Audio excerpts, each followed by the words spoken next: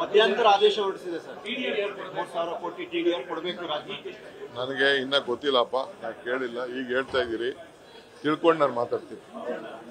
ರಾಮನಗರ ಜಿಲ್ಲೆ ಮತ್ತೆ ಸಂಪುಟಕ್ಕೆ ಸಭೆಯಲ್ಲಿ ಬರ್ತಿದೆ, ಈಗ ಬರ್ತಾ ಇದೆ, ಬಂದ್ಮೇಲೆ ಮಾತಾಡೋಣ, ಮತ್ತೆ ಅಡ್ಡಿಪಡಿಸ್ತಾರೆ ನೋಡೋಣ. ನೀವು ಯಾರು ಏನೇನು ಮಾಡ್ತಾ ಇದ್ದಾರೆ ಗೊತ್ತಿಲ್ಲ ನನಗೆ, ಬಂದ್ಮೇಲೆ ಮಾತಾಡೋಣ.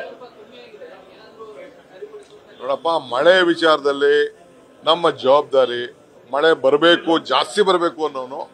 ಜಾಸ್ತಿ ಬಂದಾಗ ಏನೇನು ತಪ್ಪುಗಳಾಗಿದೆ ಆ ತಪ್ಪನ್ನೆಲ್ಲ ನಾವು ತಿದ್ದಂಥವ್ರು. ಮೊನ್ನೆ ತಾನೇ lake development authority CM meeting ಮಾಡಿಬಿಟ್ಟು ಪ್ರಿಕಾಷನರಿ ಮೀಟಿಂಗು ನಾವು ಮಾಡಿದ್ದೀವಿ.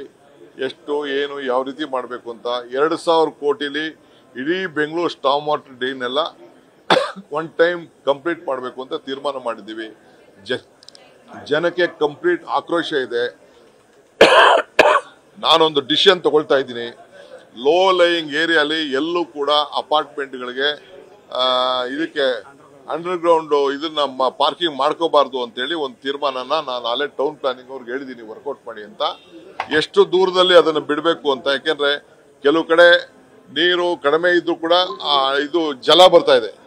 ಜಲ ಬಂದು ದಿನ ಪಂಪ್ ಮಾಡ್ತಾ ಇದ್ದಾರೆ. ಅದು ಶಾಕ್ ಆಗ್ಬಿಟ್ಟು ಪಾಪ ಒಂದು ತಂದೆ ಆಮೇಲೆ ಒಬ್ಬ ಚಿಕ್ಕ ಹುಡುಗ ಇಬ್ಬರು ತೀರ್ಕೊಂಡಿದ್ದಾರೆ. ಸೊ ಆ ದೃಷ್ಟಿಯಿಂದ ಇದು ನಾವು ಇಡೀ ಬೆಂಗಳೂರು ನಗರದಲ್ಲಿ ಆ ತೀರ್ಮಾನವನ್ನ ಮಾಡಬೇಕು ಅಂತ ಮಾಡಿದ್ವಿ. ಬೆಂಗಳೂರು ನಗರನೂ ಮಾಡ್ತೀನಿ, ಹೊರಗಡೆನೂ ಕೆಲವು ಎಕ್ಸ್ಟೆಂಡ್ ಮಾಡಬೇಕಾದಂತ ಒಂದು ಪರಿಸ್ಥಿತಿ ಬರ್ತದೆ. ಯಾಕೆಂದ್ರೆ ಅವರೆಲ್ಲ ಅಂಡರ್ಗ್ರೌಂಡ್ 1 ಲೆವೆಲ್ 2 ಲೆವೆಲ್ ಪಾರ್ಕ್ ಮಾಡಿದ್ರೆ ನೀರೆಲ್ಲ ಬಂದು ಈ ತರ ಆಗಿ ಪರಿಸ್ಥಿತಿ ಬರ್ತದೆ. ಸೊ ಅದಕ್ಕೆಲ್ಲ ಟೆಕ್ನಿಕಲ್ ಆಗಿ ನಾನು ಅದಕ್ಕೆ ತೀರ್ಮಾನ ಮಾಡ್ತೀನಿ. ಆಗಿರೋರು ಏನು ಮಾಡೋಕ್ಕಾಗಲ್ಲ. ಹೊಸ ಕಟ್ಟಡ ಯಾವುದೇ ಬಂದರೂ ಕೂಡ ಅದಕ್ಕೆ ಮಾಡ್ತೇವೆ. ಅದಕ್ಕೆ ನಾವು ಮುಂಜಾಗ್ರತೆಯಾಗಿ ಆ ಕಡೆ ಈ ಕಡೆ ರೋಡ್ ಮಾಡಿಸ್ಬೇಕು ಅಂತ ತೀರ್ಮಾನ ಮಾಡಿರೋದು. ಆ ರೋಡ್ ಆಯಿತು ಅನ್ನೋ ಒಂದು ಪ್ರೊಟೆಕ್ಷನ್ ಇರ್ತದೆ. ಯಾರು ಒಳಗಡೆ ಬರಲ್ಲ. 50 ಮೀಟರ್ ಒಳಗಡೆ ಅದಕ್ಕೆ ಮಣ್ಣು ತೆಗಿಯಕ್ಕೆ, ಇದನ್ನ ಕಸ ತೆಗಿಯಕ್ಕೆ ಎಲ್ಲ ಕೂಡ ಅನುಕೂಲ ಆಗ್ತದೆ. ಜನ ಓಡಾಟಕ್ಕೂ ಅನುಕೂಲ ಆಗ್ತದೆ ಅಂತ ಹೇಳಿ ಒಂದು ತೀರ್ಮಾನವನ್ನು ಮಾಡಿದ್ದೇವೆ. ನೋಡಪ್ಪ, ನಾನು ಪರಮೇಶ್ವರ್ ಹತ್ರ ಮಾತಾಡಿದೆ. ಬೆಳಗ್ಗೆ ಅವ್ರ ಮನೆಗೆ ಹೋಗಿದ್ದೆ ನಾನು.